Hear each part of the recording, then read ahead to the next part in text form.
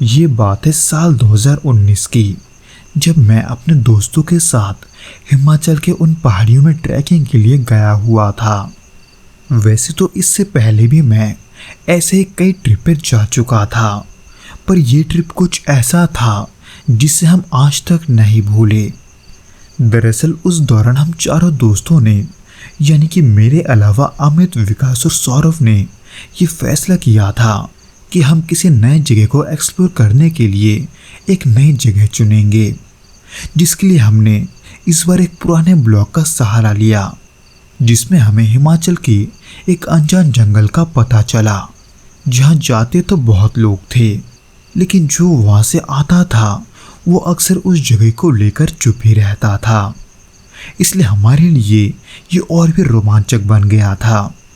हालांकि जब हमने वहां पहुंचकर वहां के लोकल गाइड से बात की तो उसने हमें उस जंगल में ले जाने से साफ मना कर दिया, सिर्फ ये कहकर कि वहां जाना मना है।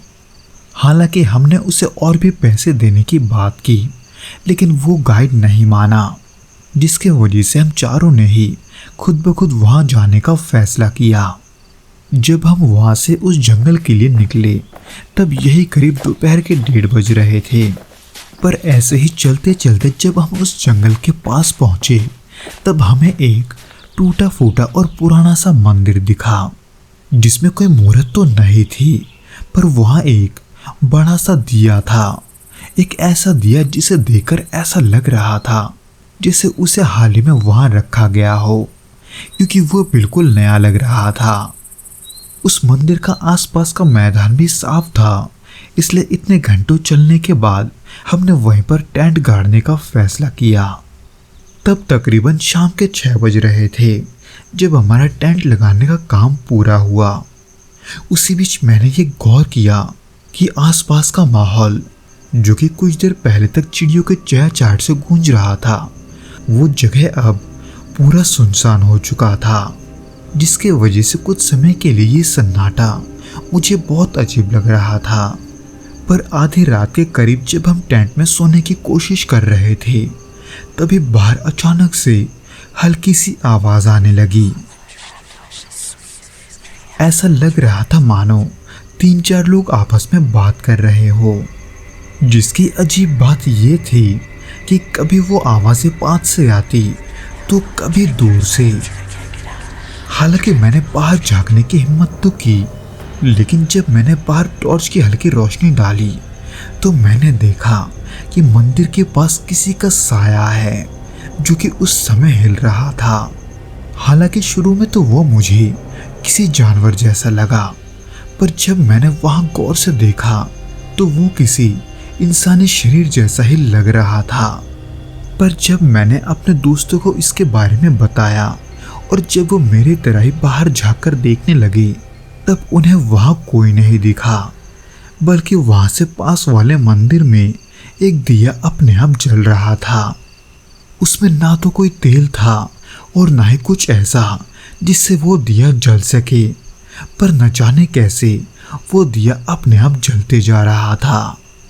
खैर, इन सब के बाद जब हम सोने वापस गए तो रात काफी हो चुकी थी और इतना देर हो चुका था कि हम में से कुछ तो सो भी चुके थे। पर इन सब के कुछ ही देर के बाद मुझे अचानक एक बहुत ही अजीब सा आवाज आया, जो कि एकदम टेंट के करीब से आ रहा था, जिसे मैं इसलिए सुन पा रहा था क्योंकि मेरी नींद बहुत ही कच्ची थी। और उस हालत में मैंने 2-3 आदमियों को एक साथ हंसते हुए सुना। वैसे तो वो हंसी दूसरे लोगों का हो सकता था, पर जब से हम वहां आए थे वहां दूर दूर तक कोई दूसरा आदमी नहीं था। इसीलिए ये देखने के लिए कि वो कौन है, मैं टॉर्च उठाकर टेंट के बाहर गया, पर वहां फिर से कोई नहीं था, बल्कि वो पूरा जगह ही खाली था। एकदम ऐसे मानो जैसे उन दोनों को जमीन ने निगल लिया हो। इन सभी से हैरान होकर मैं अपने टेंट में लौट ही रहा था कि तभी मेरी नज़र फिर से उस पुराने मंदिर पर गई, जहाँ इस बार एक नहीं बल्कि 2 दिए जल रहे थे। ये सब मेरे सामने ही हुआ था, इसलिए ये सब देखकर मैं थोड़ा घबरा गया, इतना कि मैंने घबराहट के मारे अपने दोस्तों को जगाया और टेंट से बाहर निकालकर उस दिए को उन्हें दिखाना शुरू किया, जो कि उस पुराने मंदिर में जल रहा था। पर पता नहीं कैसे जब मैं सभी को उस मंदिर की तरफ लेकर गया तब वहां एक भी दिया नहीं जल रहा था। एकदम ऐसे मानो कोई वहां से दिया उठा ले गया हो। ये सब जब हो रहा था तब हम सभी टेंट के बाहर उस मंदिर के पास थे, जो कि हमारे टेंट से तकरीबन 20-25 फीट के दूरी पर था, यानी कि ज्यादा दूर नहीं था। पर जैसे हम सभी अपने टेंट में लौटने को हुए, हम सभी का होश उड़ गया, क्योंकि टेंट के अंदर हमारा जितना सामान था वो सभी इधर उधर गिरे हुए थे। ऐसे मानो किसने जानबूझकर उन्हें यहाँ वहां फेंका हो। जब हम सभी टेंट के अंदर चौंकते हुए गए तब हमें एक सड़ी हुई बदबू भी आने लगी, ऐसे मानो जैसे किसी जानवर की बहुत पहले मौत हो चुकी हो। जिसके बाद से वो पूरा रात एकदम सामान्य सा गुजरा। लेकिन जैसे सुबह हुआ हमें कोहरे के बीच उस मंदिर के पास कुछ दिखाई दिया, जो कि इतना अजीब और गरीब और इतना डरावना था कि अगर उसे कोई रात में देख लेता तो डर के मारे वहां नहीं रुकता, क्योंकि उसे उस दिन के उजाले में देखने के बाद भी हम सभी का मन वहां और रुकने का नहीं हो रहा था, बल्कि हम सभी बस इतना चाहते थे कि जैसे तैसे वहां से निकल जाएं, क्योंकि उस आदमी का शरीर किसी आधे जले इंसान जैसा लग रहा था, जिसका चेहरा इतना भयानक था कि हम में से किसी ने भी वहां रुकने की हिम्मत नहीं की। वो तो अच्छा हुआ कि वो दिन का समय था जब हम वहां से वापस लौटे, क्योंकि अगर वो रात का समय होता तो पता नहीं हमारे साथ क्या होता।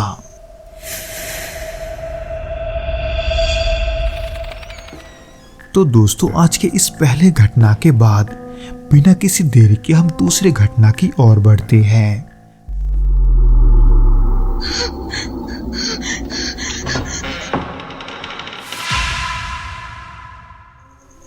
उस दौरान मैं हाल ही में अपने पति से अलग हुई थी और अपने 2 छोटे बच्चों के साथ एक नई शुरुआत के तलाश में थी। मेरी आर्थिक स्थिति ठीक नहीं थी और मैं मानसिक रूप से भी काफी कमजोर महसूस कर रही थी।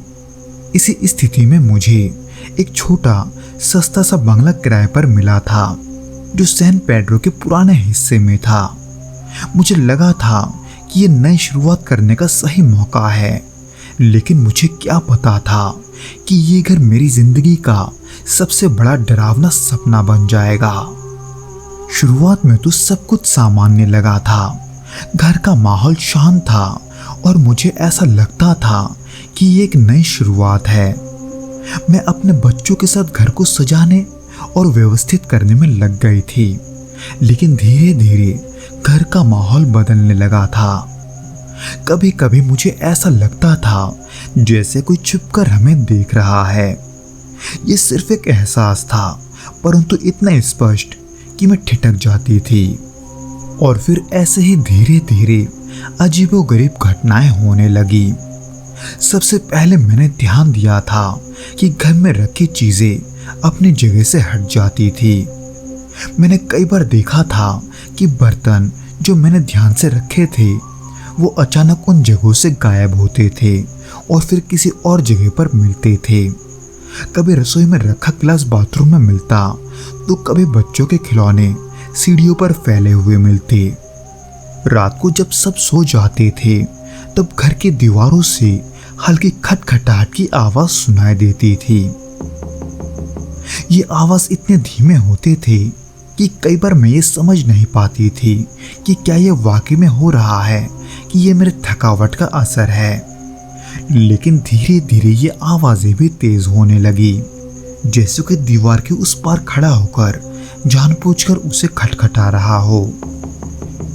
इन सभी अजीबोगरीब घटनाओं में वो घटना जो मुझे सबसे ज्यादा डराती थी वो थी वो फुसफुसाहट जो अक्सर उस दीवार के पीछे से आया करती थी, जिसे सुनकर कभी कभी मुझे ऐसा लगता था जैसे कोई मेरा नाम फुसफुसा रहा है। इसलिए अक्सर मैं उन आवाजों को सुनकर बहुत ही ज्यादा डर जाती थी। मेरा बेटा भी अजीब हरकतें करने लगा था। वो आधी रात को जागकर बुरी तरह से चिल्लाता था। उसकी चीख इतनी तेज होती थी कि मैं भी डर के मारे कांप जाती थी। वो कहता था कि एक बूढ़ा आदमी उसे देख रहा है। झुर्रियों से भरा चेहरा, गहरी खाली आंखें और एक अजीब सी हंसी। मेरे बेटे के चेहरे पर ऐसा डर होता था कि मैं भी सहम जाती थी। मेरी बेटी जो उस समय इतनी छोटी थी कि उसे इन सब के बारे में उतना समझ नहीं था, पर इन सब के बावजूद भी वो हर वक्त सहमी सहमी सी रहती थी। उसकी आंखों में एक अजीब सी उदासी थी, जैसे उसने भी कुछ ऐसा देखा हो जिसे वो बता नहीं पा रही। मैं इन सब को समझने की तो बहुत कोशिश करती थी, लेकिन हर कोशिश बेकार हो जाती थी। एक अनजाना डर हर वक्त मेरे अंदर बना रहता था। मुझे समझ नहीं आ रहा था कि आखिर हमारे साथ ये सब क्यों हो रहा है। और इसी बीच धीरे धीरे हालात और भी बिगड़ने लगे। एक रात जब मैं रसोई में बर्तन धो रही थी, तब अचानक से मेरी नजर खिड़की से बाहर गई। वहां मैंने एक भयानक चेहरा देखा, एक बूढ़े आदमी का, जिसकी आंखें गहरी और खाली थी। ये भयानक मंजर देखकर मैं इतना डर गई थी कि मैं वहां से सीधे बाहर की ओर भागी। लेकिन जब मैं वहां पहुंची तो वहां कोई नहीं था। इन्हीं डरावनी घटनाओं के बीच घर की दीवारों से एक काले रंग का चिपचिपा तरल रिसने लगा था। मैंने इसे साफ करने की तो कोशिश की थी, लेकिन वो फिर से उभर आती थी। ये सब मेरी सहन शक्ति के बाहर होने लगा था। इसलिए मैंने मदद के लिए अपने कुछ दोस्तों से बात की और उनके कहने पर मैंने पैरानॉर्मल इन्वेस्टिगेटर बैरी कॉनरॉड और जेफ विटक्राफ्ट से संपर्क किया। उन्होंने हमारे घर का कई बार दौरा किया। घर की जांच पड़ताल के दौरान जेफ एटिक में भी गए थे, जहां से सबसे ज्यादा अजीब आवाजें आती थी।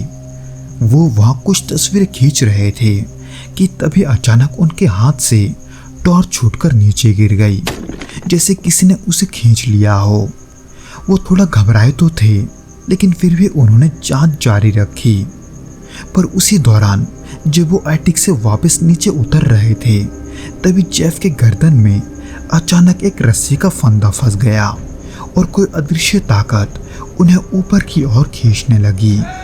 ये सब इतने जल्दी हुआ कि किसी को समझ नहीं आ रहा था कि ये क्या हो रहा है।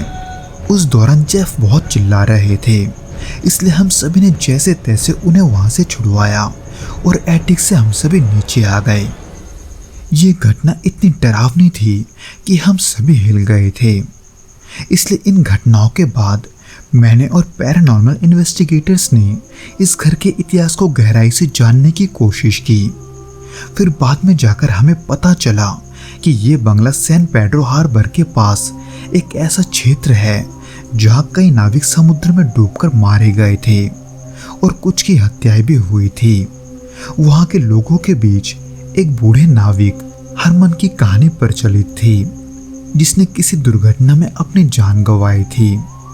ये सब जानने के बाद उन पैरानॉर्मल इन्वेस्टिगेटर्स ने इसे गंभीरता से लिया। उन्होंने इसके बाद घर में सीओन्स का आयोजन करवाया, जिसका उद्देश्य ये था कि हम उस आत्मा से संपर्क करेंगे। पर जिस दिन ये हुआ, उस दिन के बारे में आज भी मुझे याद नहीं है। दरअसल ये घटना ऐसी थी कि जब सीओन्स को शुरू किया गया, तब अचानक से मैं एक अजीब सी अवस्था में चली गई, यानी कि मैं अपने होश में ही नहीं थी। बाद में जब मुझे होश आया, तब जाकर मुझे उन इन्वेस्टिगेटर से पता चला कि उस सेंस के दौरान मेरी आवाज बदल गई थी और मैं किसी आदमी की तरह गुस्से में बातें कर रही थी। एक ऐसा आदमी जिसे धोखा मिला था, जिसकी आत्मा अब बदले की आग में जल रही है। मैंने ये सब याद करने की कोशिश तो की, लेकिन इन्वेस्टिगेटर्स की ये सब बातें मुझे जरा सा भी याद नहीं थी, बल्कि ये सब तो मुझे उन इन्वेस्टिगेटर से ही पता चला था, जिसे सुनकर अब मैं और भी डर गई थी, क्योंकि मुझे ऐसा लगने लगा था जैसे वो आत्मा मुझसे बदला लेना चाहती है या फिर वो किसी अधूरी इच्छा को पूरा करवाना चाहती है। उस सेंस के बाद घर में गतिविधियां और भी भयानक हो गई थी। रात को सोते समय मुझे ऐसा एहसास होता था कि कोई मेरे बिस्तर के पास खड़ा होकर मुझे घूर रहा है।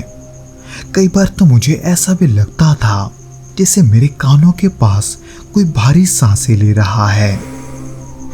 लेकिन जब मैं उठकर देखती थी तो वहां कोई नहीं होता था। एक बार मैंने अपने परछाई को दीवार पर देखा था, लेकिन उस परछाई में मैं अकेली नहीं थी, किसी और की परछाई मेरे पास खड़ी थी। पर जैसे उसे देखकर मैं चीखी, वो परछाई एकदम सामान्य हो गया, जिसके वजह से मुझे ऐसा लगने लगा था कि मैं पागल हो रही हूँ या फिर वो आत्मा मुझे पागल बनाना चाहती है।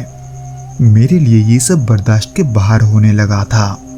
घर के हर कोने में, हर परछाई में मुझे वही आत्मा दिखाई देने लगी थी।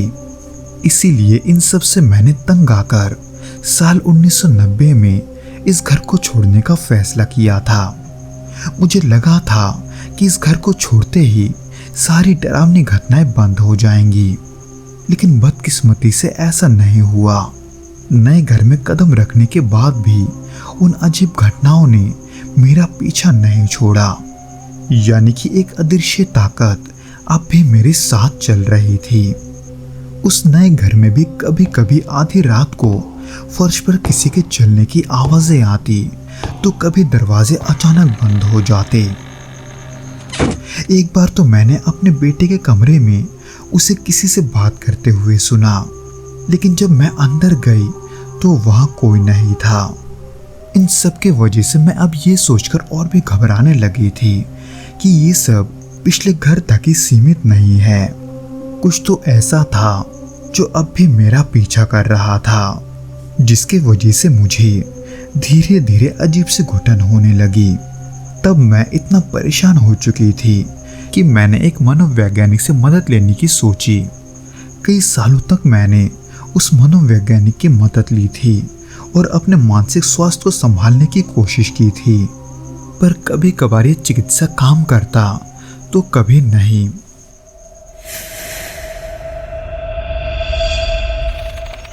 तो दोस्तों, ये तो था वो घटना जो कि जैकी हर्नांडिस के साथ घटा था।